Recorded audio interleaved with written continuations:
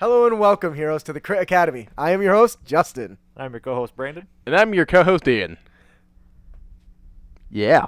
This podcast was created to provide you, our heroes, with new and reusable material for both players and DMs. We hope to inspire you with creative content that can bring to you on your next adventure. Our show may not be suitable for young children, but neither are our D&D games. I am an adult. We are adults. Our generous, blah, blah, blah. Our show is brought to you today. This episode is brought to you by our generous Patreon donors. We want to give a solid shout out to Ryan Torres. He is now our newest gold level patron. That's my shout out. Rising up. Back on the streets. There it is. I knew somebody that had it. He actually started off as a $1 patron and just became a $10 patron. I'd buy that for $1. I would buy that. You know what I got to do? I got to record something to go into the other one in regards to the Remind me before when this ends, before we close out, that we do a recording to give to Camden to put in episode 75 in regards to the GoFundMe. Okay. That way it's in that episode, not this one. Okay. All right. This episode is brought to you by our generous Patreon donors. Ryan Torres is our newest gold level tier patron. Woo! Welcome to the club. We got several games coming up, so I'm super stoked for that. Check our patron page for that if you're live. Super stoked. Whatever. I'm making up words. That's an even better word. Hey, Brandon, does Duke want to read what... do you want to tell everyone? Does Duke want to tell everyone our Patreon is? Duke. Yes. Do it good. Do it good. Get all up in there. Do it good.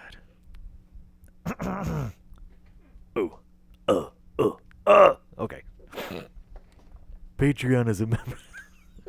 Fucking dick. We should have done this stuff 10 minutes before. We couldn't. We were in the middle of other thing. Now we got our the patron giggles. pals. You just got to read it. And this is why Ken is so important to our cause. I know. He has this crap out. Yeah. Patreon is a membership platform for What? creators. I'm a dumbass. Creepers? Patreon is a membership platform for creators to build relationships with their most loyal of fans, known as patrons. It's a tier-based reward system that allows you to support your favorite creators for as little as $1/a month. Really, dude? In exchange, you are offered exclusive content based on the tier that you select. Our rewards: private Discord channel, live stream, custom tokens, enter to win free commissioned art, monthly patron hangout, or even join us in a monthly D&D game. It's true. Yeah. So definitely check it out. Ian, where can they find our Patreon page? By going to patreon.com/critacademy, of course. Nailed it. So, thank you to all our generous Patreon donors who help support the show. You guys are what drive our show, and because of you, we can leave it ad-free for you. Yeah, you're the ones that make us want to keep doing this. I know, right? And I'd like to point out that we are inching closer and closer to our next goal. So I'm excited. We'll be releasing, once we hit our $200 a month goal, we'll be releasing monthly one-page adventures. So Moving forward, inch by inch, carefully looking for traps. and every inch counts. That's what I tell myself every day. That's sad. So thanks for joining us today here at Crit Academy Studios, where everything's made up and your roles don't matter. Yep, that's right. Heroes like a D&D game without any drama. Dun, dun, dun. We got a really great show for you today, but we really like to start off on a high note. So we start our show off by giving away Fat Loots. Ow. Each episode, we will draw one lucky subscriber's name, and they will win the 5-star rated adventure, Banquet of the Damned, Compliments of Goblin Stone.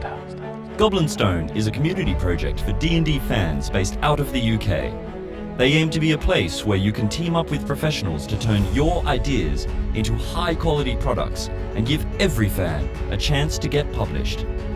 Be sure to head over to www.goblinstone.com, or you can check out our fellowship link on our website, www.critacademy.com. Hey, Duke. Who's our winner today? Our winner this week is Ronnie Connor. When it comes crashing down and it hurts inside, You wish. you gotta take a stand and don't have to hide. I really want some of that cookie. Are you going to open that, or is that shit just going to sit there the whole time? Oh, I probably should blow this up. I don't know. Maybe it won't let me. I think I have to make it escape. I don't know how to do that. No body shake. About. What'd you say? No booby shake. Hey, you're Tom Tucker. I bet you can do this. Why can't I make it bigger? It normally lets me blow this up. Whatever. Sorry. I think control page up changes the size of the Control font. page up. Maybe. Nope, it just won't do it for some reason. Anyway, so congratulations to Ronnie Connor. You are this week's winner. If you enjoy your adventure, please head on over to Goblinstone and let them know. Leave them a review. Tell them what you like, what you didn't like, all that good jazz.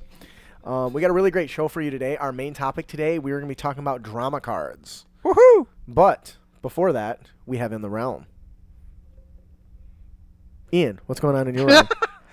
Well, my big thing was I turned 30 this past week. Congratulations. You're Yeah. officially old. I know, right? Not as old as New York Tater, though. No one's as old as a New York Gator. I know, right? Please, I hope, New York Tater, if you have a shirt, you tell me you have the shirt that has like the beard measuring thing that tells you when you're a wizard. Well, it says was it Gandalf, godly wizard. Yeah. All that stuff. Anyway, so congratulations. Yep, like Thursday went out to with my mom's stepdad, went to a restaurant, had steak. Friday went out with my dad to a barbecue place. Yesterday hung out with a friend of mine back in town from Florida. Yeah. New York Tater says it's too small now. Oh. So that sounds like you had a good time. Yeah. Sorry I didn't get you nothing. Sorry we didn't play Giant Killer Robots. Yeah. Oh, dude. So 2 years ago, I went and played Giant Killer Robots at Gen Con. I played it last year at Gen Con. And I loved it. And this guy, I had been following it up until like I don't know, like December maybe, where I was keeping track and waiting for it to release, and it never did. So I'm super stoked. We might record that and stream it because it's a fun game. I've never played it at Gen Con. Because you've never been to Gen Con. I want to go. I don't even want to get into the shit that happened when I went by myself and spent $1,000 to go because all the people that were supposed to share a room with me didn't come. I would have came by the time I was broke and married, which Yeah. was why I was broke. Very, very cool. So we'll probably stream that. The one thing that I think that makes it really cool is your damage of your Mac is tied to your skill. So as you take damage, you like lose You just abilities and functions. Yeah, you discard your item cards. Yeah, which is pretty cool. That's an interesting way to kind of represent taking damage. So really cool. Congratulations. Happy birthday. Fuck! I lost my railgun. That was my ace in the hole. That actually happened once. Orbital strikes, baby. Those are pretty good. The only problem is you put them in your damage pile until you use them. Yeah. Yeah. And that is what happened. And actually, my friend I met up beside that we were talking about, since no one I knew was going to Gen Con, we thought about possibly going to Dragon Con in Atlanta instead. In Atlanta, Yeah. you probably spend less money. That's actually true. So, Brandon, what's going on in your realm? My realm is fantastic. We are shifting to our patron recordings on Monday. So now I got Sundays off to be with, to be with my wife. So, Yeah, so you can all Is blame that- him for having to change it. Hey. Hi. That's that. I got to see Infinity War last night, so now I'm caught up with you two. Yeah, congratulations. Yeah, I don't know what to think. No, you are a guy. Now this is a man. New York Tater says, "Are you going to go to ArcadeCon hosted by RPG Academy in Dayton, Ohio?" I actually am considering it. I would like to go. I am not by any means confirming that, but if I can work it out with my wife and there's nothing else going on, I would love to go. So if you guys want to join me, Yeah, I remember them talking that about maybe that. that's something we can do. We can save up some of save up some money and I'll go. Oh, thank you, Tate. Remember, in Dayton. Do I have family in Dayton? I'm trying to recall. I don't think I do. Anyway. Dayton. Well, I have family all over Ohio, so. Okay. Yeah, So there's that. anyways. And I also got a pen for my Surface, so I'm starting to be able to draw more than that. A lot of time that Is comes. that ship done yet? Yeah. Did you get the storm effects that I requested? Not yet. So is it done? Yeah. No, it's not. It may as well be. I can get that shit in tonight. Okay. But that was a big difference is trying to connect the tablet to the computer and trying to get the drivers to work. A lot of my time goes into that. Now I just gotta take the pen and just start scribbling on the screen, so now I'm good. Awesome. I'm excited to see your works. Don't forget you're planning on doing that drawing for Yeah, Jenna, I right? haven't forgotten. I hope not, because the next month is here already, right? Because she was for last month. Yeah. It is now May, so It you is need now to May. get on that. Yes, I've been busy with Like stuff. get on that instead on the I've wife, and you might get some progress done. been on the wife in a year. Oh my God. Don't get me started on that topic. Anyways, Okay, so, Ian. no, Ian already went. I already went. I know. So, Ian. Yeah. What's going on in Justin's room? I don't know, Justin. What is going on in your realm? Well, thank you for asking, Ian. Since Brandon's doing a dick. Eat my ass. I've been spending a wish. lot of time doing two different things. I'm working on the. I've been spending a lot of time working on the many different things. First of all, the stuff for the show consumes a lot of time. Since Camden has started doing the editing for us, he's really freed me up to be able to focus more on that stuff. So thank you very much for doing the editing for the show, Camden. I really appreciate that. I've been working on the Savage Dawn monsters. I think I'm up to over 20 now that I've made for the Savage Dawn encounter, the Loresmith's campaign setting. And then I'm also writing our adventure, which is very, very long. I'm probably 2/3 through the content right now. I've got it all pretty much outlined, but it's coming along. So that's taking up a good portion of my free time that I do have. And New York, This is why we love you, Teeter. yeah, This is why we love you. He's harassing me. He wants a little snack. And then I just bought Beat Saber for my Oculus. If you haven't seen Beat Saber, think DDR with lightsabers, and you're like chopping the stuff up as it's like flying at you. Yeah, I don't know if we're going to have time, but It's I awesome. really want to jump into that Oculus. It depends on what time we get out of here. If we can get out by 9, I might be able to give you a run for one run. Thanks for watching. But all right, so that's really what's going on in my realm. So definitely watch out for it. If you're a patron, you actually have access to our adventure and can check it out. Leave some comments, add your input. Maybe your ideas will end up in it. Maybe not. We'll see. You can find that in the Discord channel. This comic guy right here is great, except for one thing. It sucks. Okay. I think the hardest thing for me with that adventure is that I've never ran a mod before. I've never Sorry. I've never ran a mod before, so I don't really know how to go through the adventure. I just need ideas. Just say, hey, I think this would be cool. That's a start. And then if you find a typo, fix that too. But in the Kraken. No, I did not put a Kraken in there, but I really wanted to. I have a Storm instead. I went with a Storm instead because it gave a different feel. So, But it's not anyways, a Kraken. If you break the orb, the island blows up. We'll see. I had somebody ask a question about what happens if the players steal the orb. And I was like, well, it's not going to be a #1 trade post anymore, that's for sure. Anyways, so that'll do it for In the Realm. Ian, if they'd like to visit other realms, how can they do that? Well, they can go to other realms by going to Audible, where they can get a free audiobook download and a 30-day free trial. They can find that at audibletrial.com/Crit Academy. Or you can find a link on our website. That too. I'm still thinking about doing that. Yeah, I haven't done it yet. I don't listen to audiobooks though, 'Cause personally, but there's still a lot of good options you can get from those. Right. Like well, I've seen I them. would say if the two of you go there and sign up and then cancel your accounts, we'll get $15. Oh, Oh, that's cool. So, that's like a. of course, I Okay, can't even 'cause- get you guys to read the adventure. So, We've read the adventure. We've been through this. anyways, that'll do it for In the Realm. Yeah, my biggest problem with free trials is I get into a free trial, I forget I'm on the trial. Until it charges you. I did that with Amazon Prime. I look at Whoops. my bank account next thing, there's $100 missing. I'm like, oh shit, I forgot to cancel the thing. Well, I guess we now know where you're doing your shopping. So, moving on to our Let's Talk About Blank segment, we have a question from one of our newest listeners. I got this email just in the last few days.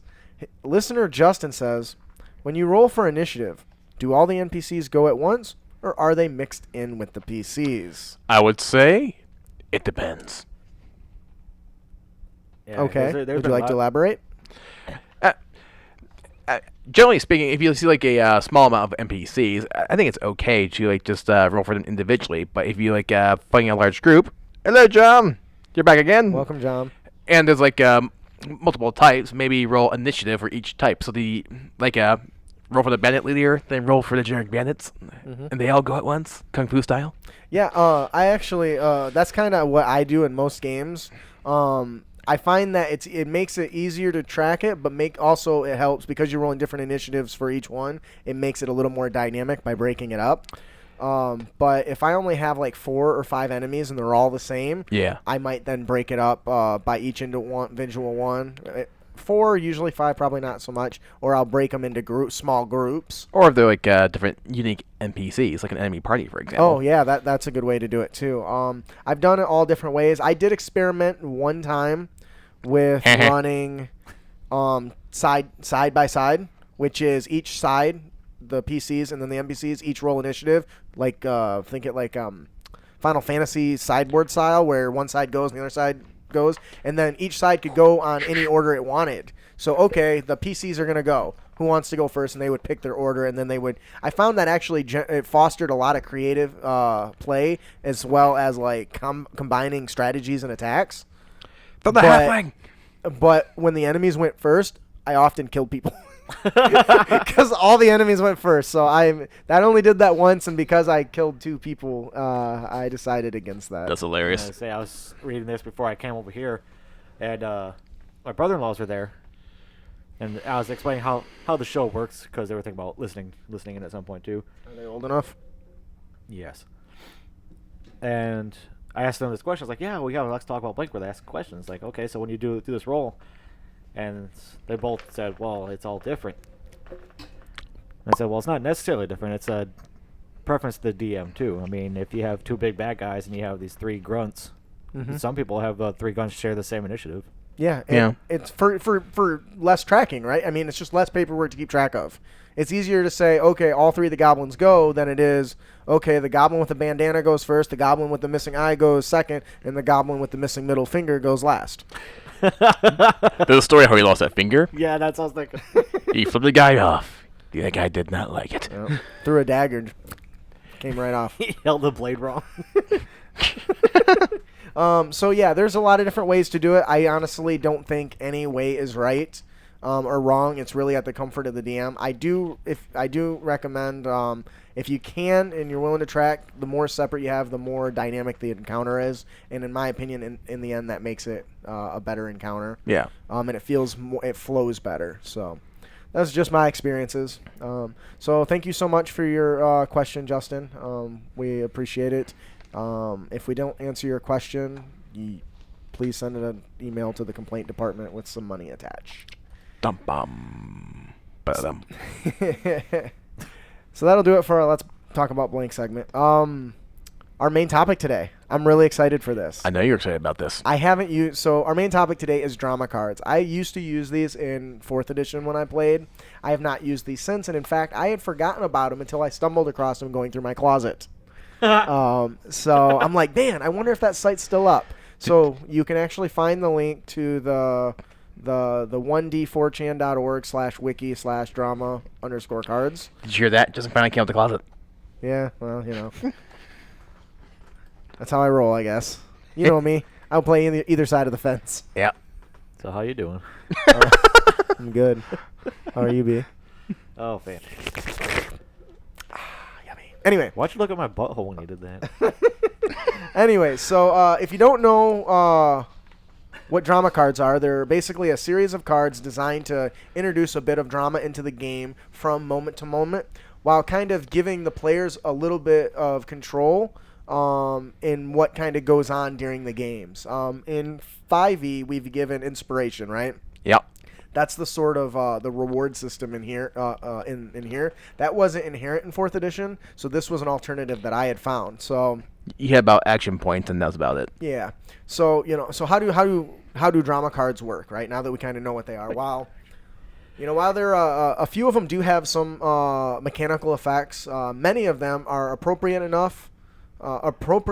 Many of them are appropriately enough. Just dramatic effects, something that changes the actions of the monsters, the NPCs, the environment, something along those lines.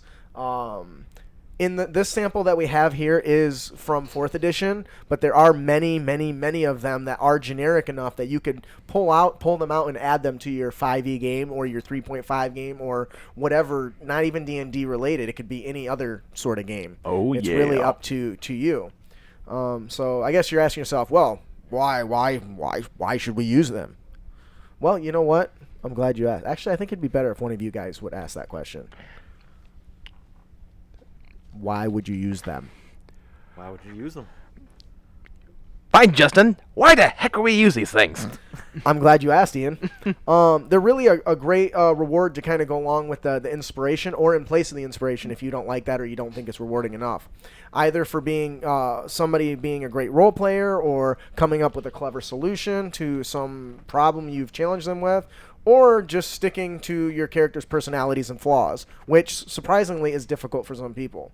Once again, while they're designed for 4E, you can really use them in any situation. All I need to solve this problem is a sock, a chewing gum, and some fishing line. And the real question is, what can I do with all this? So to kind of reflect that these are the idea that these are a good reward, the creator actually has who did create these? Jeez, I forgot. Let me open this link. Way to go. Oh, shut up. Their name is on here, so. I could cook for you. Let me see here. We got some beef jerky and some chewing tobacco. What can you do with that? Oh, the real question is, what can't I do? Who? Do you see the name of the person that made this? No. Did you look? I'm over here. Did you? What? I'm over here. Did you make them? No. Oh, well then. As in, I'm over here, not looking at your screen. I know, but you obviously looked at them because you printed them off, a-hole. That would come with an author's name attached. No, I don't see the author's name, so I guess I can't give him a shout out then. Bom, bom, bom. Anyways, so back on topic. So unfortunately, I don't see the author's name, but you can click the link and see if you can find it yourself. But so these kind of to reflect the idea that these are great rewards and designed to be a reward system. They're actually broken down into different value categories, appropriately enough: copper, silver, gold, and platinum. Not only does this represent the power that each drama card has, but it also how often they should be rewarded, right? You could probably give out 4 or 5 copper before you give out a silver, something along those lines. Brandon, what kind of they come in different types of cards. What kind of types do they come in? Yeah, it looks like they come in. Card categories are pretty self-explanatory. Adventure. There's assisting. There's attack cards, combat cards, defense, movement, recovery, subplot, and meta. Yeah. The cards are left deliberately vague, allowing a bit of freedom, which is cool, right? Yeah. I like that's a little subtle touch that I really like. The card type kind of follows a kind of these card types allow you to kind of decide which types you want to use in your games and which you don't, which once again I think is a really cool feature. So now that we've kind of talked about what the drama cards are, we're actually gonna go through and look at a few and kind of talk about some of them. So to kind of I asked each of you if you could view them ahead of time, if you could pick out a favorite. I'm not sure if either of you do that? I got Yeah. a favorite. It's up on my phone right now. Okay, well, Ian, why don't you tell us, of all the ones you looked at, which one was your personal favorite? Well, there was one that was the platinum one, and it was called the gazebo effect. The gazebo effect. The gazebo effect. What is the gazebo effect? It is one of the drama subplot cards, and something seemingly harmless becomes a dangerous threat in some fashion. So, like, could you give us an example? Let me see. Like, one player decides to go into an outhouse. It's now a mimic. Changing it on the fly. I like that. So that's platinum. So that's a pretty powerful one. Yeah, yeah. And that would be a reward so that one you mentioned the type. What was it? A plot? Yeah. Plot one. It basically changes the world around you. So that's a really powerful one. Mm-hmm. It reminds me very much of the 5e plot points, where somebody can change and that whatever that is instantly becomes a fact. Oh yeah. Which I don't see those used that often. I considered for our streams doing a thing where we can have everyone have a plot point and a viewer decision type thing, which I think would be cool. What about you, Brandon? What was your personal favorite? Mine is also a platinum one. It's Of course it is. Did you guys not look at the other levels? I did, but the The gold and the platinum was for the best. Why would your favorite one be a copper one when you can have a platinum one? Okay, I see what you did there. I also like how they look like magic cards. How they have that. Yes, they look. The that art blue is to 'em. beautiful. It Yeah. really is. Yeah. But this one's called Just as Planned. Choose an enemy. Target enemy falls for a trap of your own design. You may take as long as you like to design this trap, and the trap is treated as if it was planted long before. You have discretion. That's pretty cool. So what would you use that for? I don't know. There's so many things you can do with it, though. Thanks for clearing that up. What is it particularly like about that? The fact that if an enemy Talking to your mic. The fact that that's two. That's a twofer. The fact that if an enemy is giving you trouble, you can just straight up, this is a trap, and it could be anything. You could have them fall into a pit. You could have them get grappled by vines. You could have them blinded, deafened. You can do so much to them just by thinking of this trap that you can use on them. Not gonna lie, I'm kind of picturing it right now from the movie Black Dynamite when he has like fighting an old kung fu master, and how the blue ninja star flew through the window and takes this guy's arm off. I threw that before I came in here.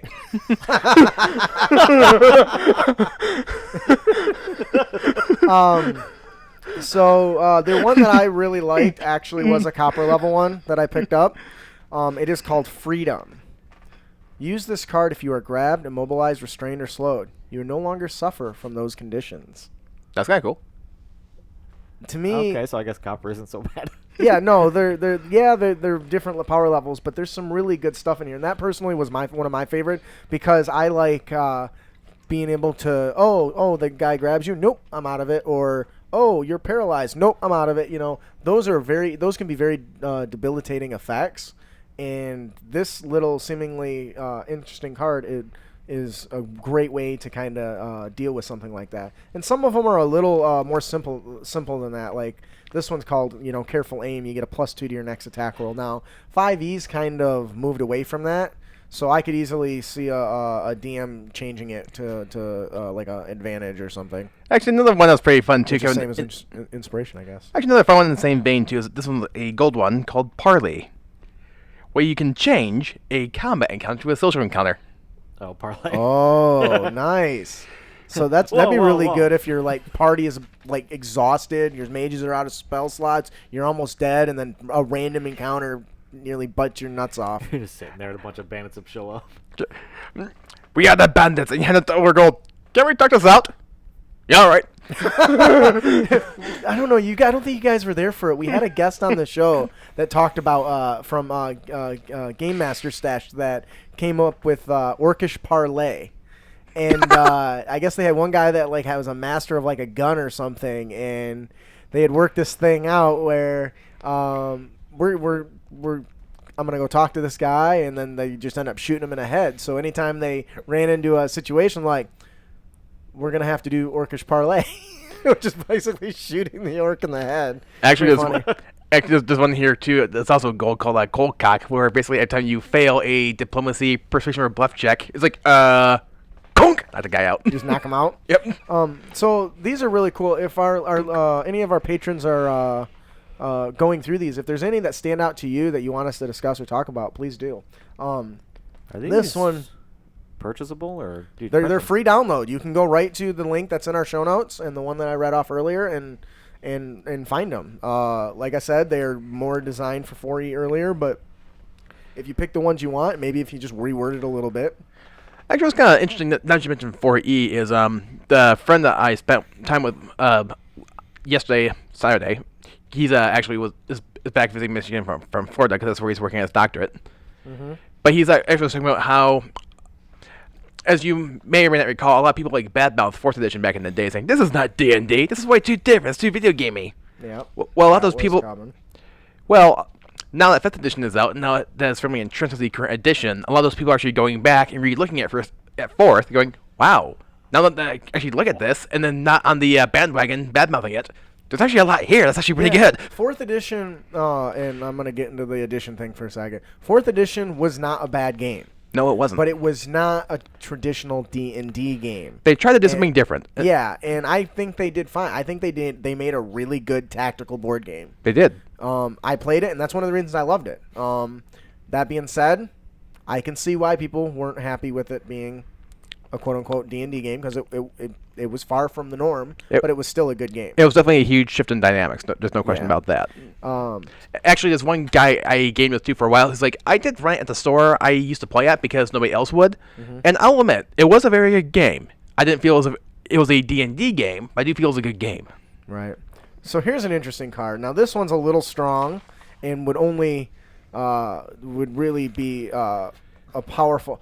And from an in-game standpoint, you can treat these as temporary boons or blessings as well. Oh yeah. Like I can see. Okay, for this one's called Bullseye. Use this card when you hit with an attack; it automatically considered a critical hit. So Woohoo! I can easily see this being a boon, a blessing, or some sort of fortune teller's, reading. Right? You will find a foe who is strong and mighty, and you will nearly slay him in a single blow, and you give him this card, So there's that to me is another interesting way to utilize these. But some of these are really cool. Use it on a minion. So I like this one. This one's pretty cool. It's called a Peaceful Warrior. Automatically succeed on a bluff check. Targets of the bluff realize the lie the moment you are out of sight. But while you're in sight, that can totally change an encounter in a situation. I totally picture Oreo with the stick. No. But the troll guarding the bridge. Before you get past, you must pay the toll. Oh, we paid the toll yesterday. Oh, okay. And then like 5 minutes later, he's chasing after you. That would suck if you use that card. I guess a really big dude. You're like, hey, I didn't take your coin purse. It's like, oh, okay. And the person just walks between you. Well, I would say it would have to be like a little farther than that. John says he's loving these and he thinks they're amazing. That's fantastic. Me too. I really enjoyed them. You know what else would make these awesome? What's that? If you shuffle them up and divvied out a card to each player, but you don't know what any of them have.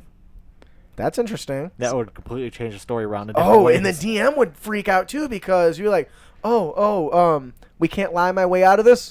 Boom, I'm gonna play the Peaceful Warrior. What the hell is that? It says your guy believes whatever I say. Damn. That could be interesting. I like that. That'd make it fun. That would be really cool. That kind of reminds me of the most recent edition of Gamma World, which is based off a 4th edition. But you got like random mutation cards every encounter. And like how one of them was like you roll to see if the power succeeds, and one of them was you roll. If you succeed, you talk to fish. If you fail on the roll, you think you can talk to fish. That's funny. Okay, so this card is pretty cool. It's called Strife. I was looking at that. Choose 2 enemies. They now consider each other enemies for the rest of the battle. That is awesome. I would hate doing that against 2 brothers. Oh, no. Like 2 brother bandits, and you're like, hey, guess what? That guy stole your girl. Oh, man, that's funny. Mom always loved you more. Fuck you. What I think is interesting, you mentioned the random idea, or deal them out randomly. What if the DM flipped these over randomly as he's playing? Like, okay, so you would, I think you still would have to categorize them a little bit if you're going to do that. But if he flipped him over and had to find a way to use it in that encounter, would be really cool. This is pretty interesting. It's called Sidestep. Use this card when you would be hit with a melee or ranged attack. The attack hits an adjacent creature or player chosen at random by the DM. Whoop. So that's pretty cool. That's very brings a little bit of luck and a little bit of randomness into it. I picture a barbarian out of the blue lane grabbing a halfling. Oh wow, this is cool. This is called Take It From the Top. It's a silver card. Use this card during combat encounter. Every creature and player in combat rerolls initiative. Oh. That could be interesting. Oh my god, look at the next one. Which one? It's not my fault this is happening. Oh yeah. See, I didn't want to talk about that one because it just talked about drawing more cards, and I actually don't like. This one says you must draw between 1 and 3 cards. For each one you draw, the DM draws 2. So that's assuming that you're using this as a draw pile deck. Yeah. Which is pretty cool. There was another type of cards that was, I think, I didn't get them all. Let's see if I can find the. I think it's right here. We'll check this one here. Dude, I'm pretty sure the mics picked that shit up. So not all of them are directly combat related. That's rancid. Like here goes one. It's a drama card called Cold Cock. That's what I talked about earlier. Oh, it is the one you talked about. I gotcha. Okay, we'll change this one to another drama subplot called Fluke. Use this card when you roll a natural 1. That roll becomes a natural 20. I meant to do that.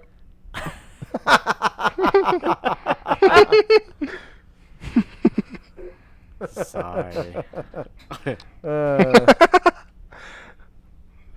More fiber. It's gonna make it smell worse. That's funny. I can't say if it says what more cards or want more cards. I assume that's supposed to be want. What? More cards? Joe, I'm speaking a weird language. Oh, whoa, I don't want any funny business there. Oh, here's a really cool one. Here's another drama called Meta. It's all or nothing.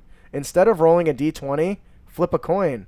On heads, treat it as if you rolled a 20. On tails, treat it as if you rolled a 1. Ooh. That's very cool. No. Heads I win, tails you lose. You guys are funny. What do you think about this one, Brandon? You want to read that? Gusto. Add your charisma modifier to your next attack roll, skill check, or ability check. That's cool. That kind of is, actually. So you're getting kind of gusto. That's a cool term. Gives you a little bit of bonus there for one check. That'd be great if you're like a beautiful wizard who wants to punch someone in the face, but you can't. But you're like, oh, you know what? Today I can. And wizards don't use charisma. Sorcerers do. But thanks for playing. I know. I'm just saying, if your charisma's high enough, you got a high intelligence. He's a magic user, so he doesn't hit people. Yeah, sorry, Sam. I can't post the link because I can't. Wait, yeah, I can't lock it. But you know what I could have did? I could have shared the link from the Patreon page, I guess. Yeah, don't rely on Discord being being the source for those links. Always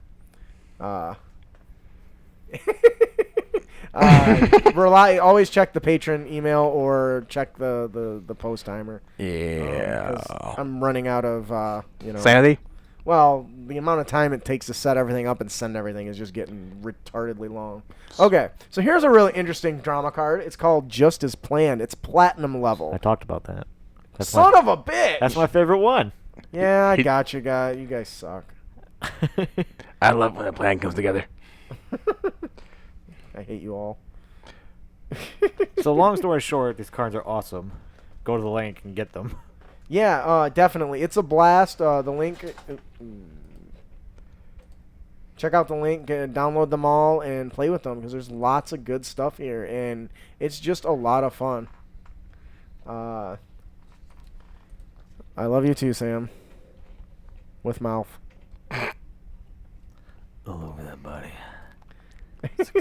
So, if you guys were using these cards, how, as a player, would you enjoy that? Would you think it would be a good addition to your 5th edition game, or do you think it's situational? What are your thoughts? I would think definitely as a group you'd have to agree on them first.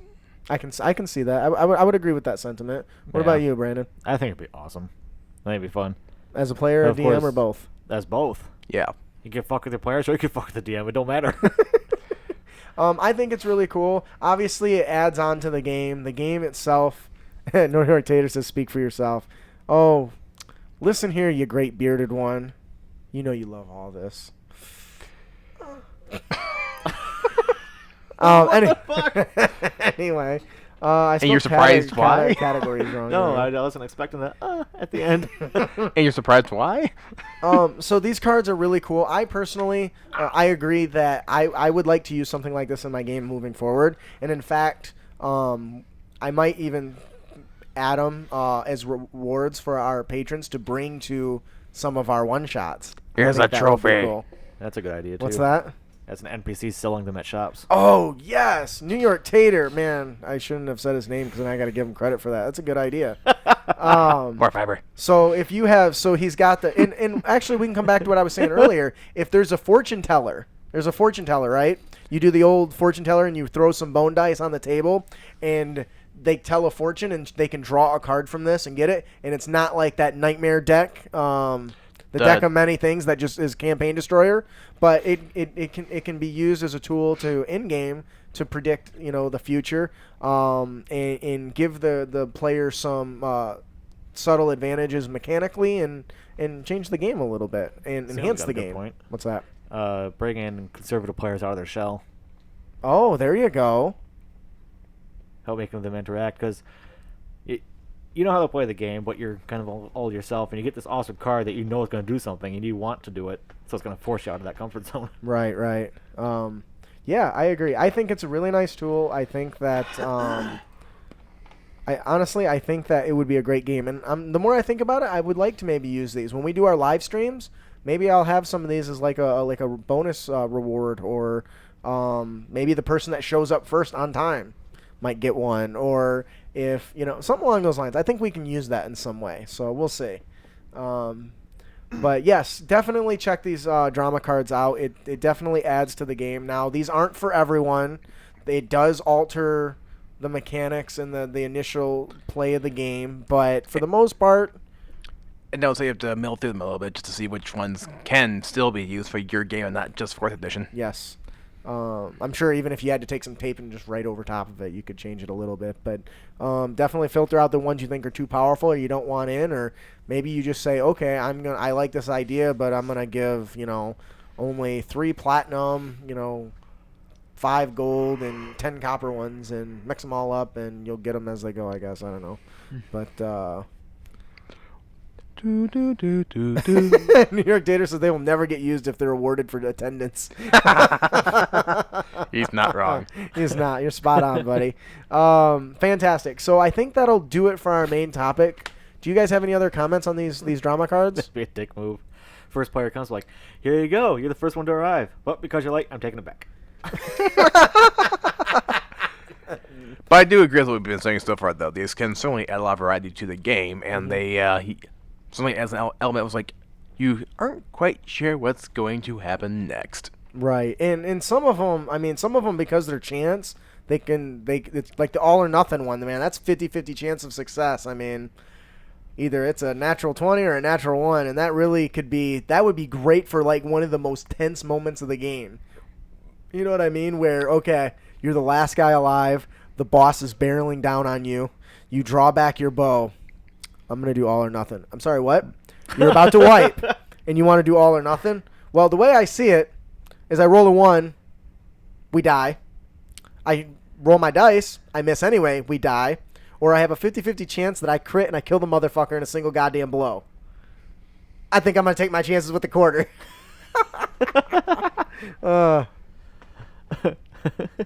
What does that say? I can't read it. So Sam says, I am happy for more tools to arm my players with to make things more interesting, but not overpower the game and become a new standard move. I like that. So yeah, I agree. That's really cool. So I think that'll do it for our main topics. Not super long because I didn't want to read 50 of these cards, but enough to get the idea out there and something that you guys might want to look into. We hope you guys like it. Like I said, I used to use these for my 4th edition game, and it was great. I never thought of half the ways to use it that we discussed. I just gave them out as rewards. Man, that would have been nice to do like a randomization or something. So I'll have to go through all those and pick some out and see how our games go. Sure. All right, so that'll do it for our main topic. If you guys end up using these or you like them, please let us know and tell us what you think. Oh, that's a good point, Ed. Tater. No, don't give him no more credit. But it's a good one. Mm-hmm. He's like, I downloaded them as you streamed. Yeah, Sam, it's in the show notes. So Yeah, there's a link right in the show notes there, buddy. I don't know why I repeated what you just said. I'm sorry. Cut that out, Camden. You're like Sigourney Weaver in Galaxy Quest. Who? Sigourney Weaver. In Galaxy Quest. What is Galaxy Quest? She was in Galaxy Quest? Yeah. Wait, is that the one with... oh, yeah, she was the blonde girl. Yeah. I don't know what It was a Star Trek parody starring Tim Allen. Oh, And Alan Rickman. All right, anyways. Before we move on to our... Alan Rickman. Before we move on to our final segment, our Honor Tips and Tricks, we have one more gift... Before we move on to our Honor Tips and Tricks, we have another gift to give away. Compliments of Floresmith. Rest in peace, Alan Rickman. Each episode, we will draw another lucky subscriber's name, and they will win the best-selling adventure, The Claws of Madness, Compliments of Lawsmith. Lawsmith is a small indie team of creative artists who remember exploring the realms together with friends, finding incredible places, and meeting colorful characters along the way. They set out to deliver an experience that sparks those lasting impressions that pushed them to create their first standalone adventure, The Claws of Madness. This best-selling adventure is one that you don't want to miss. Ever. Brandon, who's our winner? Our winner this week is Avon Shill. When it comes crashing down and it hurts inside, you gotta take a stand and don't have to hide. Congratulations, Avonshell. If you enjoy the adventure, please let Loresmith know. Head on over to their website and leave them a review and let them know what you think. What you like, what you didn't like, all that jazz. Actually, Sam, if you want your own idea for that, watch the anime JoJo's Bizarre Adventures. Like every other enemy is named after a rock star of some kind. All right. Not even kidding. So, moving on to our other tips and tricks segment, our first UTT is our character concept must be balanced. Talk about OCD. This character one of you want to take it? Our character concept of the day must be balanced. This character carries out a futile and endless attempts to make the world balanced. They have a severe fixation on symmetry, going so far as to always cut bread into perfect squares before eating.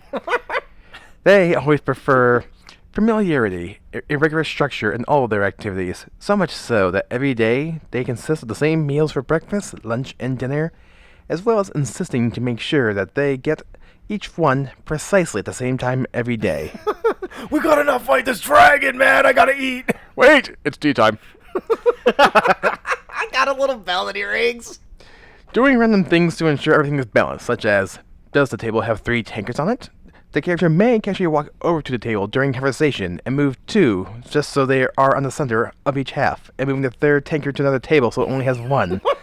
Or creating fuss among the bar patrons whose tankard they've just moved, or worse, takes 1 tankard and pours the contents into another tankard to ensure that they are filled at the same level. By the way, it's supposed to be spelled P-O-U-R. What? Oh, that's... yeah. Yeah.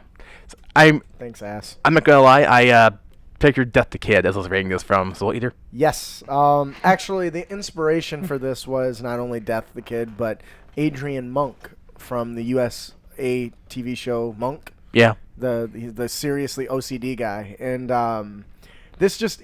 the more I thought about it, the more fun I think it would be. Because I can imagine him walking through like a creepy house and making sure he fixes the picture frames and... I can't drink any more of this tankard. It is perfectly half full. Like, what if he's fighting like a big giant thing with like 4 legs and one of the Goliath chops off a leg? He's like, no, we gotta get the other one. Must cut the other leg.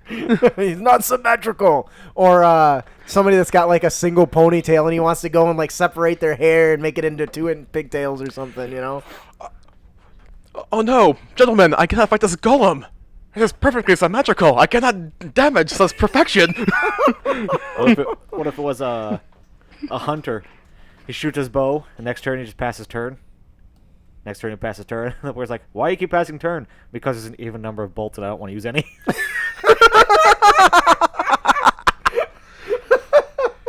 Give us back chat, Justin. So, I can't see the window. What? For chat. Oh, so I'm reading it. I want to read it too. You can read it when I'm done, fucker. I can't. I can barely see it all the way over there. So Sam says, does that mean if he rids a castle of evil, he feels the urge to introduce evil again to balance it? I can like see it having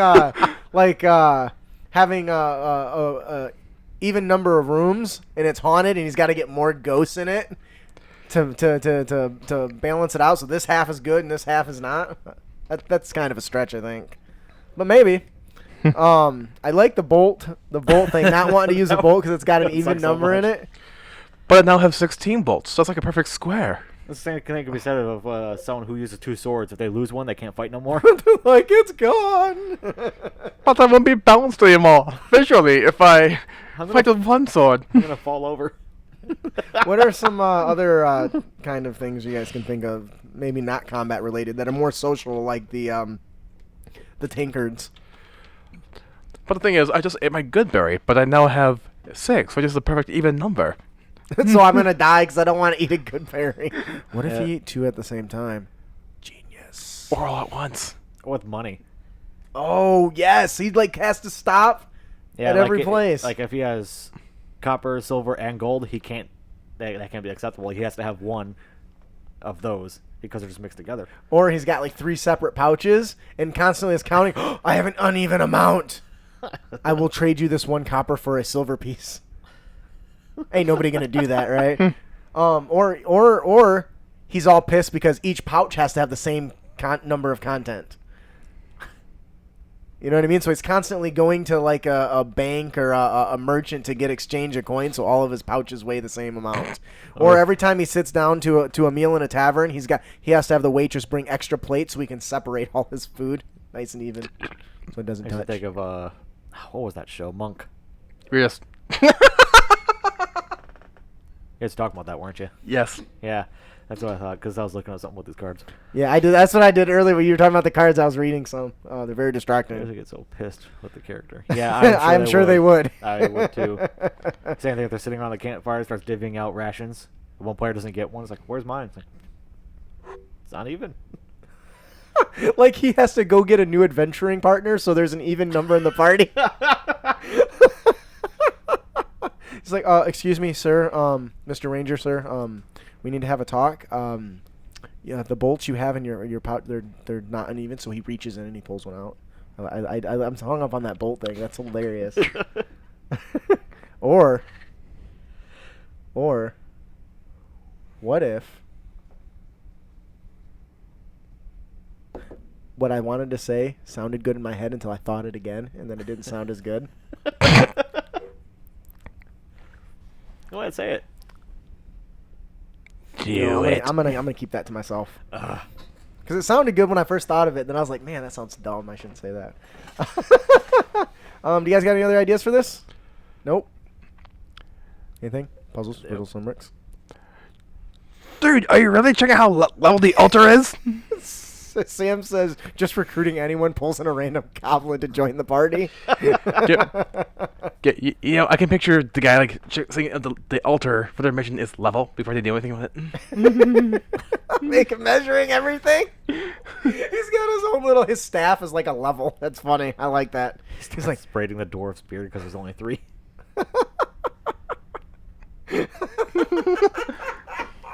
Well, he's gonna have to undo them all to make sure they're all in the perfect spot on each side of his face too. Excuse me, fair maiden. Can I braid your hair? Do I have it right now? It's just off to the side. It just seems really distracting. It's not straight. That's funny. I think that'll do it for our character concept. Must be balanced. And with that, I want to do something with Camden, if you can. There's 2 things I found. For the cards, the cards were originally designed by Mark Rain Hagen. It's an older edition of the cards, not the newer ones. Haven't found that. And the other one is I did find 5th edition drama cards on Steam. On Steam? That's a weird place for cards on. It literally is on Steam. Yeah, someone took them off the PDF and made a deck out of them. On Steam. And he found the file through Reddit. So you can just put anything up on Steam these days? Well, you can. Well, there are forums on Steam. I didn't know that. That's It's for Tabletop Simulator. That's why. Oh. Very Well, cool. there's Thanks for still- sharing that. I was going to say, there still is a link for shows where he got the PDF from Reddit, so. Actually, sometimes the forums on Steam are actually pretty important. Like, for example, had the urge to play Crisis on my computer, so I downloaded it from Steam, but it kept on crashing every time I tried to start it up. And I looked in the Steam forums, and it turned out what happened is EA was being really stingy because they hate Steam. Huh. And they would only let them have the 32-bit version of the game. Oh, what a bunch of dicks. So every time you try to fire up in the a 64-bit OS, aka all of them these days, the game won't run and crashes. So the forum's like, in order to make it work, you need to download this one file, rename it as this file, delete the old file, copy it in here. Okay. Fucking EA. All right, so that'll do it for our character concept. Our monster variant is submitted by listener Jason Street. It is called the Horde Turtle. I was reading this one. I thought it was funny. So, For the horde! turtles these turtles live under and on a dragon's hoard. Through the years of being under coins and gems with the weight of the dragon pressing upon them, these turtles have coins and gems embedded into their shells. The proximity to the dragon's magic has caused these... Oh, yes. Oh, yes. Has caused, yes. has caused these to bond to their shell. Exposure to magic has had other effects, can have other effects as well. Now, for clarification, there is no turtle stat block, so he made a point to say that, but I cut a lot of that out. So we're going to give you kind of the bullet points, and when I get around to it, I'll make a stat block for it. So he wants to stress that the turtles are fast, so they've got like a movement of 40 and a 60 swim. Honestly, I think turtles are supposed to be slow, so that's interesting. It must be like magically enhanced, like a Ninja Turtle. Yeah, that's the point. Got it. Their bites are magical attacks, and if it hits a limb or an item, it grapples it. I think that's really cool. This part's messed up. And that's just part of it. It's just when you bite, you grapple. I think that's really cool. They have grown in size, and their shells are between 2 to 3 feet in diameter. I would say if it's going to be supporting the weight of a dragon, it'd probably have to be bigger. So I'd probably make it like at least a large classification personally. Did you purposely leave the limb thing out? Huh? Did you purposely leave the limb part out? Yes. No. You don't take off limbs in D&D. There's no rules for decapitation. I'm impressed. Sure there isn't. I'm impressed that you knew that. What is this? Oh. Yeah, I did take off your limb, didn't I? Wasn't a monster that did it, though. It was your bad rolls. Anyways, yeah, he did talk about ripping limbs off if they fail the strength checks and stuff, but I would say that stuff should only come when a creature's about to die or something, generally. Unless you play with that stuff, then, hey, have at it, like a snapping turtle, you know? I'll put the link up on Discord, Tater. Their shells are resistant to bludgeoning damage and slashing, and their shells are resistant to bludgeoning damage and immune to slashing and piercing. That's interesting. I'm going to assume that's non-magical damage in this case. We can assume. I would make that assumption. Here's where it gets interesting. He gives these things a high AC of 20. If they are grappling, the AC for the neck is 15. So now we're talking about called shots, and the attacker has advantage. If one is killed, its shell can be crafted into a shield +2 due to the mystic gems and coins and magical energy that's infused into it. So that's pretty cool. If enough damage is done to crack the shell, though, it loses its +2 and is decorative only. So how do you determine how much damage is? I think there are hardness rules. Is there? Yeah, for objects. I didn't know that. Mm-hmm. Okay. D&G. Huh. Well, there we go. We should probably discuss that because I didn't know that was a thing. Did anybody else?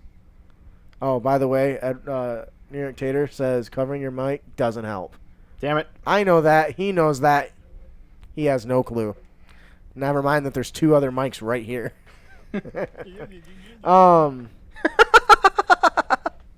So there's a few things there's a lot of stuff going on in this monster, quote unquote monster variant. There's a few things that I would change personally, but outside of that, I love the general idea of having a turtle that lives in a horde of a dragon's horde, and all these. What would its reasoning be? It's warm. That could be a reason, I guess. But As he laid there sleeping, the dragon poured his horde upon the turtle, who thought it was a massage until it was too late. It just got stuck. Yeah. What? You enjoying my fucking cookie? I love your cookie. Anyways, so I really like the idea of this. What I personally would do, like I said, I don't have a stat block, but I could see you easily reflavoring like a guard drake or something, and using the stat blocks for that, and just boosting some of the AC or something. Oh, Tate, that's low. What is he talking about? Talking about when I covered my microphone. No, not him. Sam. Oh, Are Sam. we talking about underwater or underwater cave? I don't know. I guess it depends on where the dragon water. is. The dragon is. I could see it being in like a water dragon's horde. I guess, because it'd be a giant turtle. Yep. But the one thing that I really think stands out about this is that it's a monster that, when slain, can be converted to a magical item. That, to me, is interesting. I don't think I've ever done anything like that, and I'd like to kind of delve a little more into that sometime. Actually, Starfinder Monster Manual documents that quite a bit with some of the creatures in there. Oh, yeah? Yeah. That's awesome. We'll have to start doing that with some of our monster variants. Yeah. Although there's like one of the monsters in there that is like a massive gargantuan monster, and that keeps like shedding its parts of like it's like a thick skin and armor, which tries to actually harvest to create like actual combat armor. The part I'm using that was the creature was purple and looked like Eva Unit 1 from Evangelion. That really makes you consider how strong that creature would be. If its shedded skin is strong enough to make battle armor, Yeah. how strong its normal skin would be. It's actually pretty freaking tough. It's one of the most powerful creatures in the game. And they even said when two of these things fight, entire landscapes are leveled. Sam actually makes a really great point here. He says it would make great sense to be a water dragon because it would make getting water dragon's horde, because it would make getting the gold out for the PCs a really hard challenge. And if they can't, at least they walk away with something if they're able to slay the turtle and take its shell. So I think that's pretty cool. I think that'll do it for our monster variant, the horde turtle. When I get a chance, I will try to make a really nice monster stat block for this because I think it could be really cool.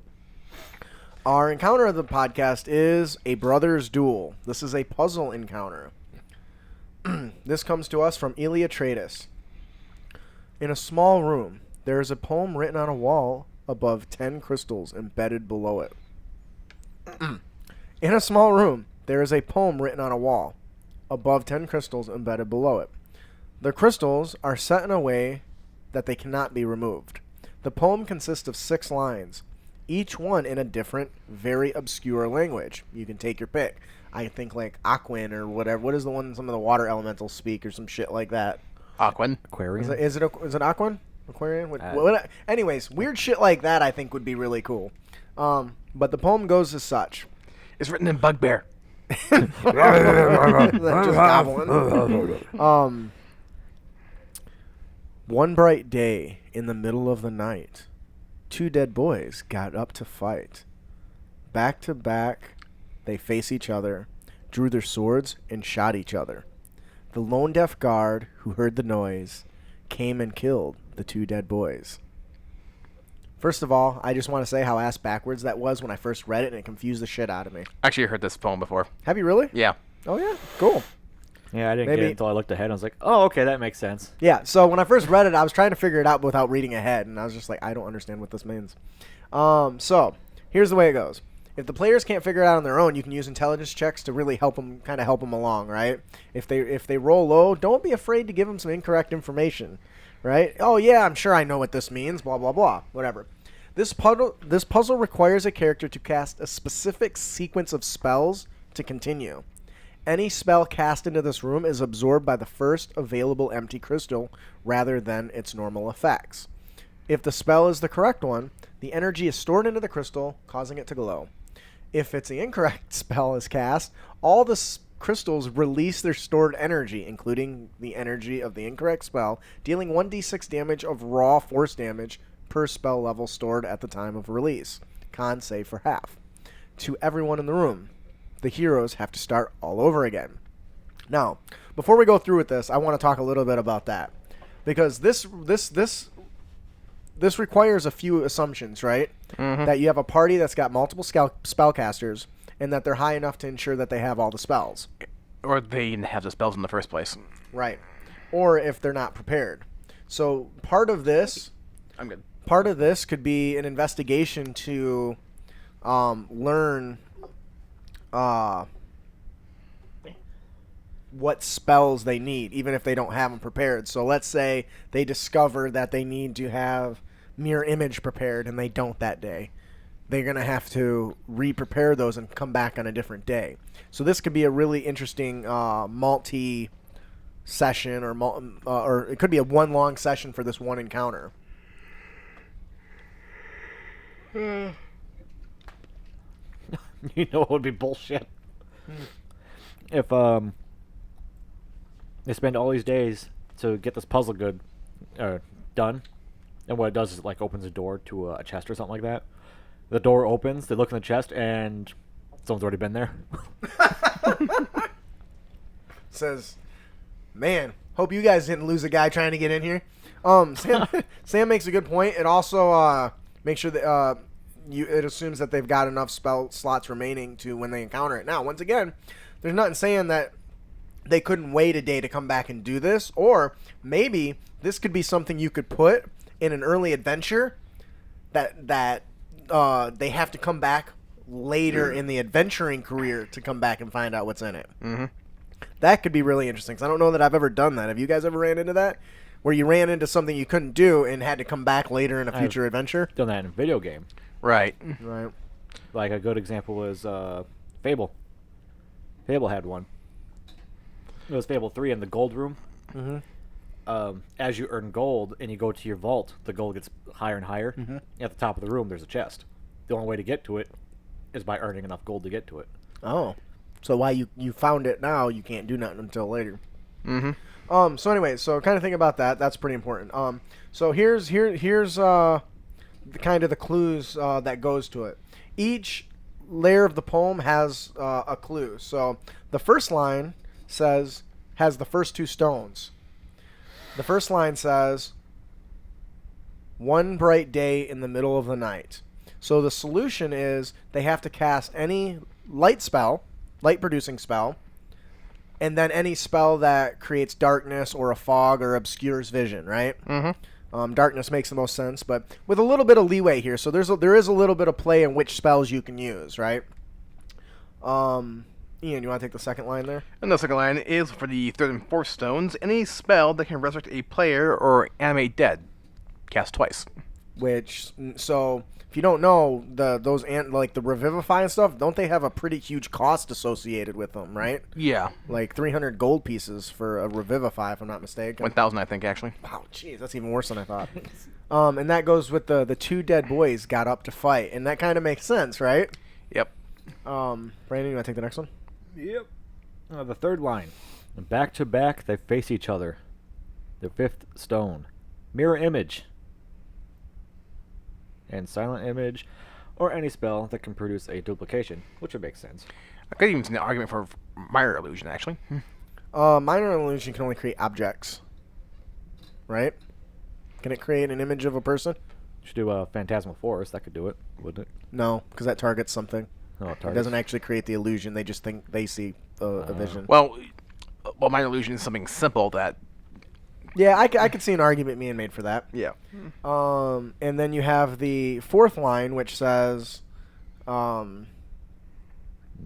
they drew their swords and shot each other, which means some sort of spell that can conjure a weapon. I would even let the Eldritch Knight's Bonded Blade count, even though it's a free action. Yeah. I would let them use that energy to kind of do that. I would. I know it's not technically a spell, but conjuring some sort of magic is a big one. I can see a cleric using the one that does the summon the floating weapon. What is that one called? Do you remember? Summon weapon. No. Guardian Blade or Guardian something maybe? I know what you're talking about, but I forget the name top of my head. We're not very good. I'll think of it 5 minutes from now. Yeah, me too. Followed by any ray spell or something very similar. So, I would even say like a ray of frost would work, or a Firebolt. Firebolt's not really a ray though. Eldritch Blast. That's not really a ray either, is it? So? Spiritual weapon level 2. I would think. Oh, there we go. Yeah, Sam says it. Yeah. Spiritual weapon. That's the one. Thanks, Sam. Spiritual weapon. You know what's bad when we talk about all this stuff and then we forget, because we've been through step by step of all these classes and their stupid abilities. But I don't play them all, so. Yeah. Anyways, so those are pretty straightforward. Ian, do you want to take the fifth line? The fifth line. The lone deaf guard who heard the noise. For the 8th and 9th stones, you can cast blindness, deafness, or the silent spell, as well as minor illusion or thaumaturgy. Yeah, and once again, those really fit with that kind of flow there. Brandon, you want to take the last one? And the sixth line, which is the final stone, came and killed the two dead boys. which would be any cantrip area of effect evocation spell. You want to try that again?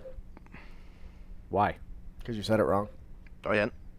Any non-cantrip area of effect evocation spell. You got it that time. I totally said it right the first You time. missed non.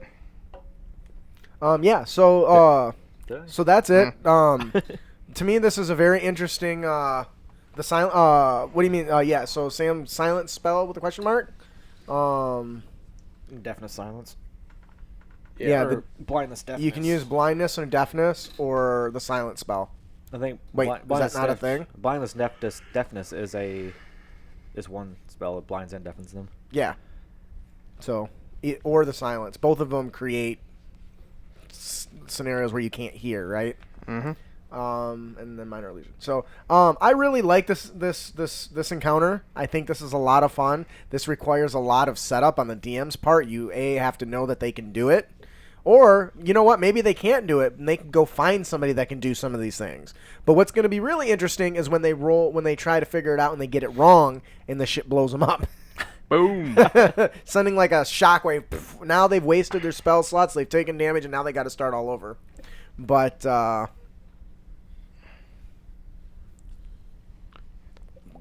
I'm gonna sound stupid for it. Well, I always sound stupid. What is PMA? Where are you seeing that at? Under Sam. It says, but it makes the PMA. Is that like a monthly thing or?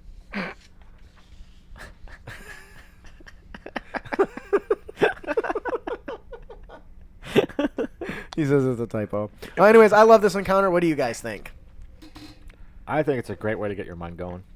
Yeah, I agree. I could definitely see how this could, with some groups, just frustrate them though.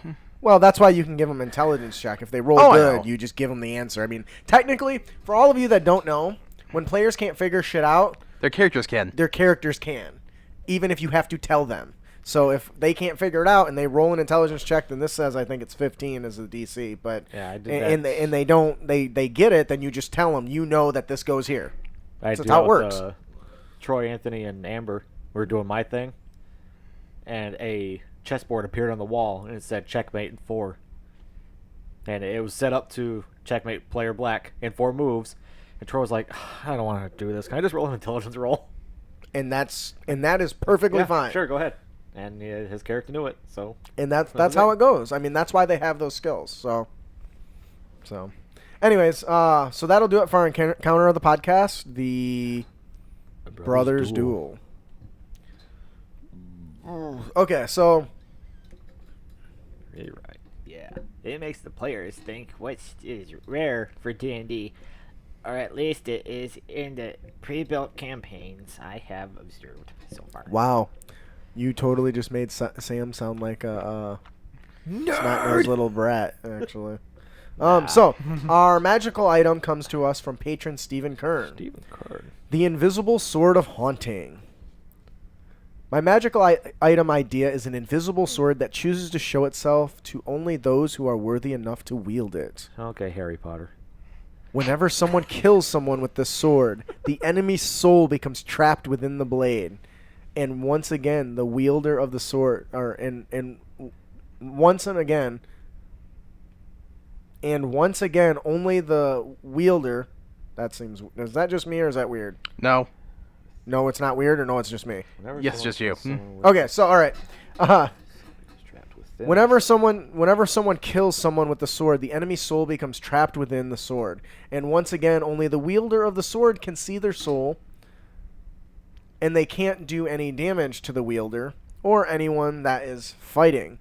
But all these souls can talk to the wielder of the sword, and no one else can see or hear them.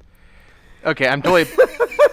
Not gonna lie, right now I'm totally picturing Piccolo and DBZ Abridged, where every time he fused with somebody else, they were stuck in his head. Nail. Shut up! Or Kami later on. Was it Kami? I need an Nail. adult. It became Nail and Kami. Oh, right. I am an adult. Oh man, I could do so much with that. So I could see me recording like nagging quotes and just playing it over and over and over and over. Hey, Vegeta, are we there yet?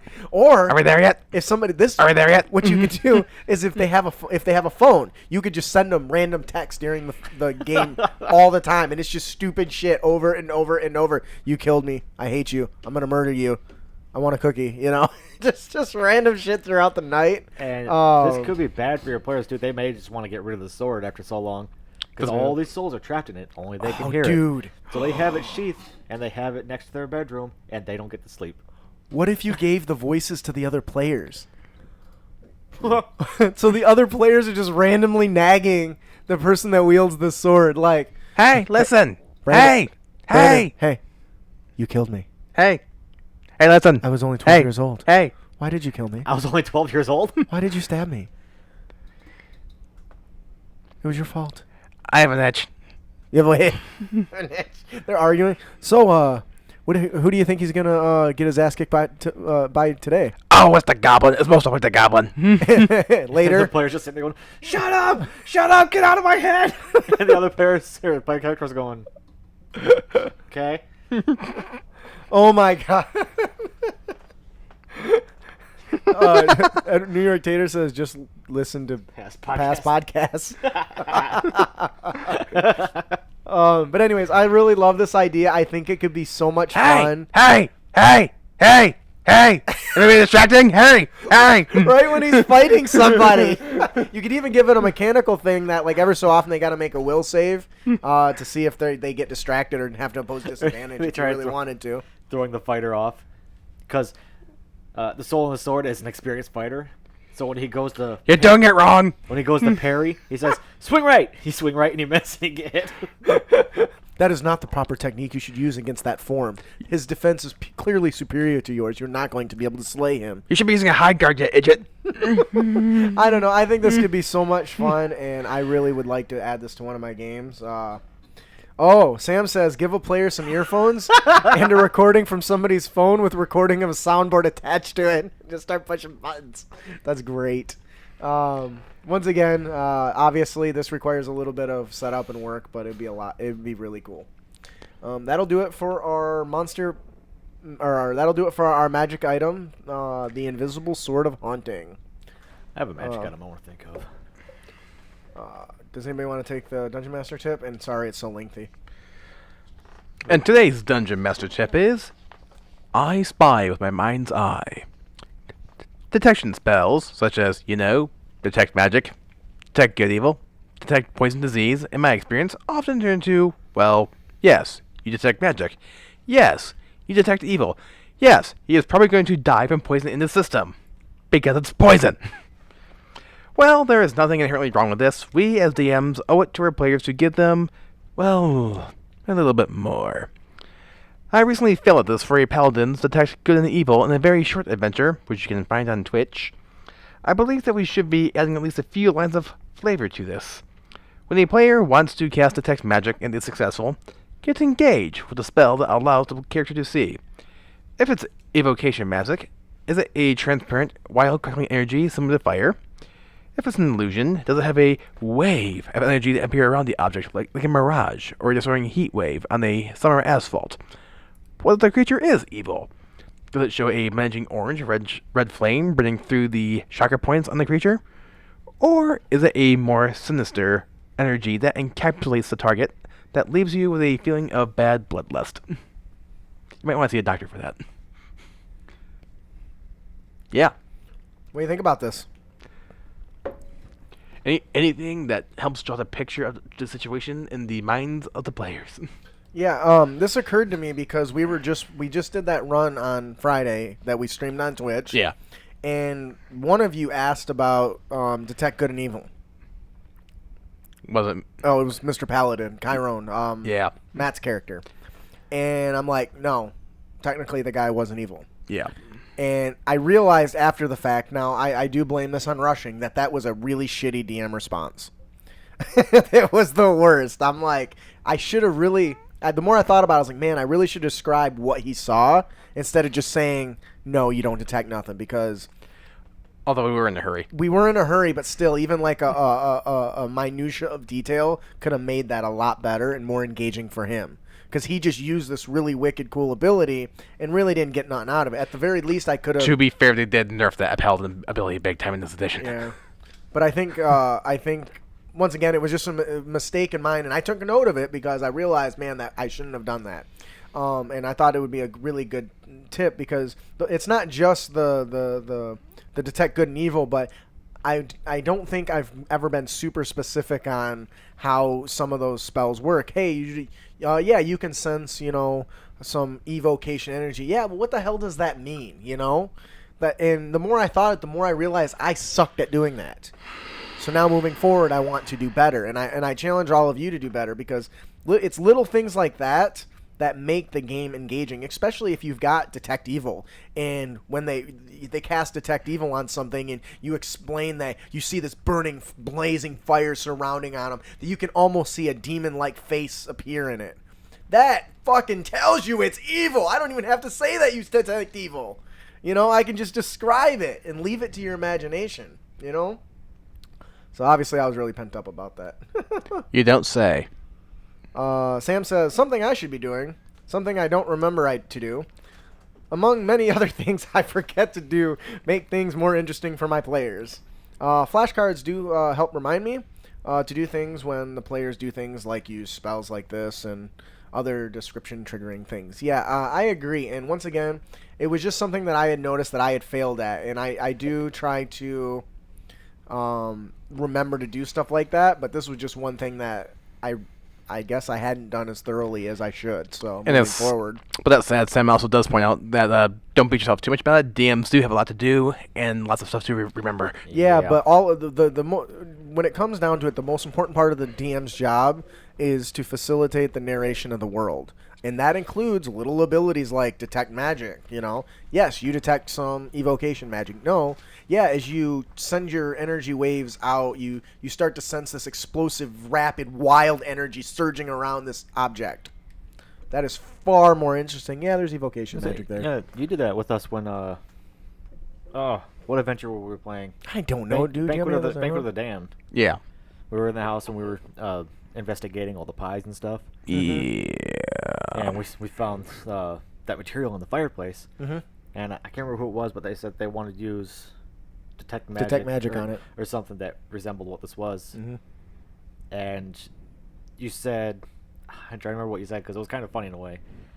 That's funny because that doesn't sound like me. You You said something along the lines of you can still smell the scent of delicious pies in the air as they feel a chill up your back because of the dark, horrendous energy that they are giving off, and you can sense it everywhere in this village. Oh, okay. Or something like that. You're like, oh, evil pie. Got it.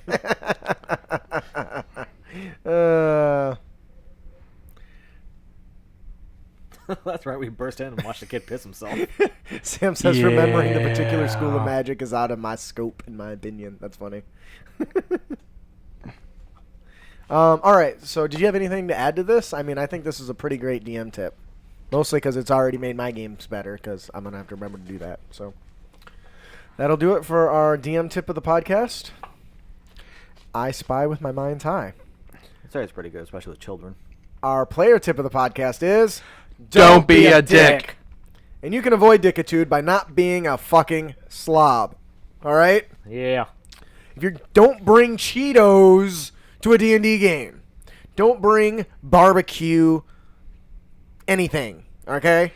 Nobody wants your fucking grubby orange Cheeto fingers on their play mats and on their tablecloths and on their minis and on the paperwork, and that shit's messy. If it's a mess, leave it at home. If you're gonna come in and you want a burger, get a plain one, okay?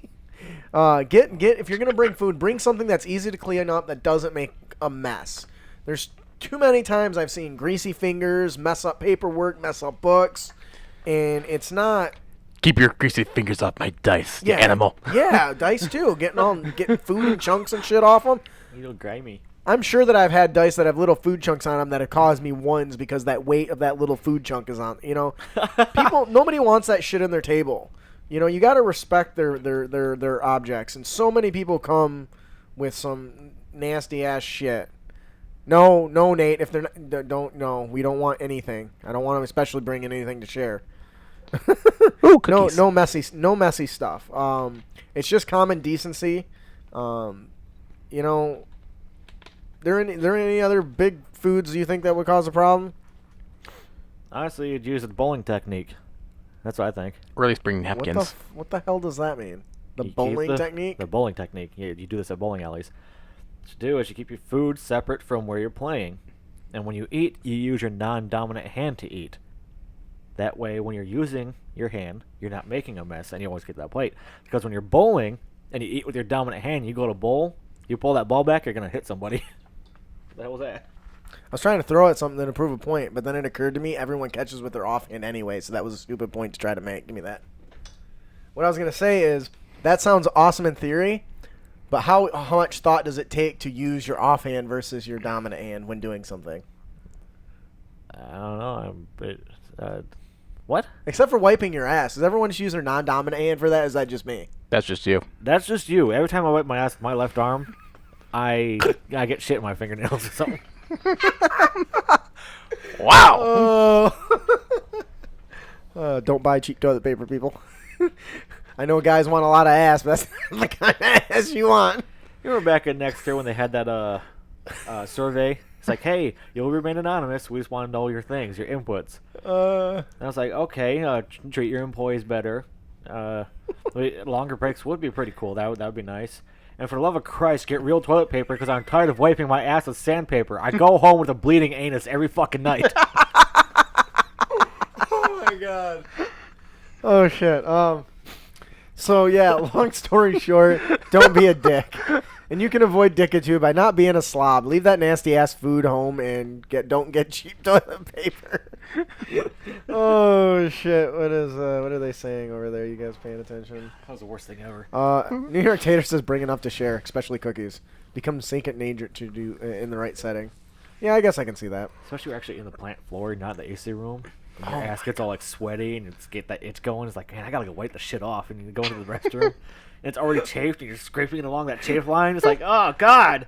And you look at it and the toilet paper's just red. You're like, fucking hell. You ever get a text from somebody in the bathroom because there's no toilet paper? That happened to me recently. No. Oh my gosh, shit. Okay, so before we that'll do it for Honor Tips and Tricks. Before we close out today, we have one more gift to give away. Compliments of Jeff Stevens. Gifties. It's been a long few days of travel, and the adventurers are tired of eating rations and sleeping on the ground. And they got swamp The ants. road opens to a small town I was with an sitting in the inviting toilet tavern. with some guy's toilet The paper smells ripped. of grilling meat I and ain't ale never fill laughed their so hard nostrils, in my life. and the sound of laughter and I music heard flows out the motherfucker. door. Unlucky for the adventurers, they've stumbled upon Dragon's Breath Tavern. What starts out as a pleasant evening of food, drink, and He's dying. entertainment soon evolves into an adventure His that face takes is the red. party into and under Burly black Dragon's guys Breath like Tavern. motherfucker. The adventure includes roleplay, exploration, combat, and a dice game called Demon Dice. Dude, your face matches your shirt. Okay, so let me get this right. I can do this with a straight face.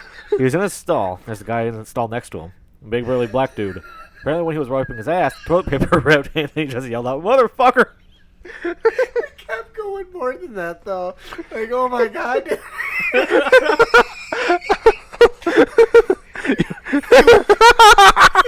You went on Yes, it has that. Yes, it has, Tater. You went on a rant. He hated this place. He went on a rant. Fuck next year. Look, working here. Something about not making enough money, can't afford toilet paper. Oh my god. I was almost dying in the toilet. I'm sorry, guys. Here's another great one. This one comes from my son's mother. Oh. We're at a McDonald's.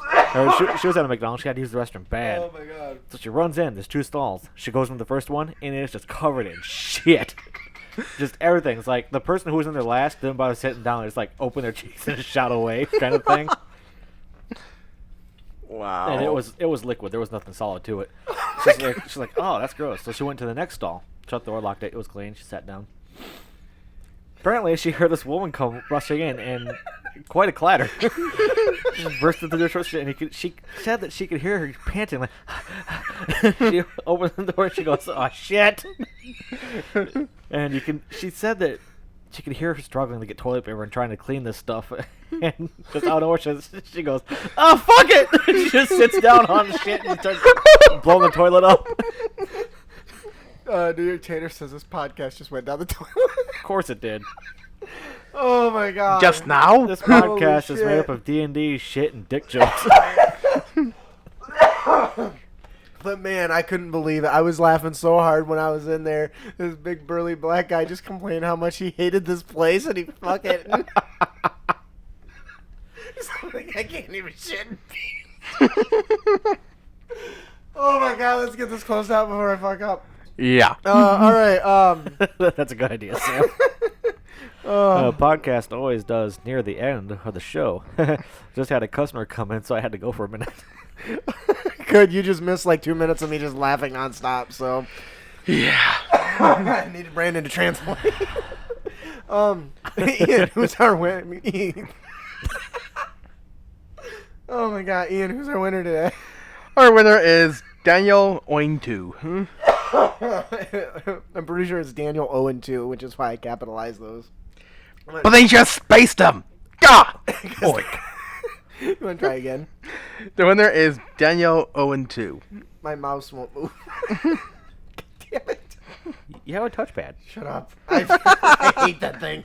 When it comes crashing down and it hurts inside, you gotta take a stand and don't have to hide. Fucking Tater. No loss there then. It was the shit. Oh my god, he's so funny. Man. Oh man. For some people out there, this will be their first Crit Academy episode. And they're going to be like, I don't give a fuck. The one thing I learned from my first episodes is that I tried too hard not to be myself. Like, I tried to be this professional, and I'm not a fucking professional. I went back to listen to the first episode 2 days ago. You're just so Obama. What is that supposed to mean? You got the straight president voice, and you're just talking like this. Yeah, I wanted to deliver a professional and good place to go. You know what I learned? That's not me. Sam, don't leave us, please. Scrolling through podcasts. Next. All right. So, Daniel 0-2, congratulations. If you enjoy your adventure, please make sure to leave Jeff Steffen. Why haven't I not fixed that yet? Make sure to leave Jeff Stevens a review. Let him know what you like, what you didn't like, and check out his other products. Please join us on our next episode where we hear feedback from you, our heroes. We will be discussing campaign themes. If you have any feedback, unearthed tips and tricks, or topics you'd like us to discuss, please send them to us. You can email to us at critacademy@gmail.com or find us on Twitter and Facebook at critacademy. Also, please check us out on YouTube. You can subscribe on YouTube and follow us and get me some followers on there. I keep forgetting we have a YouTube channel. Like, it just randomly says people following me. I'm like, oh. So definitely check out our YouTube. Leave us a message if you like it. Show some love. Hit that like on there and the follow. And we hope you enjoyed your experience here at Crit Academy. If you did, you can help others find the show by leaving a, hopefully, 5-star review on iTunes or your platform of choice. Or you can just send us a message telling us how much you enjoy the show. And also, be sure to give us a like and a share. Make sure to subscribe to our show at critacademy.com so we can help you on your future adventure, as well as a chance to win cool prizes each and every week. You will also find links to our fellowship members there as well. Yeah, definitely check them out. You'll find the podcast for Interparty Conflict, Gabe and Jeff. They do an awesome show every week. They answer your questions, much like our Let's Talk About Blank segment, except they do a much better job. And then check out D&D Character Lab. They do a really cool show. I don't know how it took so long for somebody to come up with an idea like that, where they build characters and then argue the validity against each other. That shit's hilarious. Definitely check it out. We also have our sponsors and many other content creators on there. You can follow and check them out. If you like us, you're going to love them. Sam, that will be next Monday is the start of the new Yep. stream day. I was gonna do it tonight, but tomorrow I'm gonna go through and I'm gonna update I'm gonna set all the schedules out and everything. I was supposed to do a bunch of stuff today, but my lawnmower is broke and I had to work. I'm still working every single day. Oh my god, it sucks. Yeah. So yeah, I am your host Justin. I'm your co-host Brandon. I'm your co-host Ian. Thanks for listening. Keep your blades sharp and spells prepared, heroes. Every time. This episode is edited by Camden Stacy. Camden Sonic Stacy. Woohoo! The one thing I wanted to add to that. So thank you guys for joining us. You guys have a great day. You too. Sorry I lost it there at the end, but it's really nothing new. So You have to have it first. You know a little more than lose it. You dropped the whole thing. See you guys later. Wave goodbye. Bye. Bye, guys.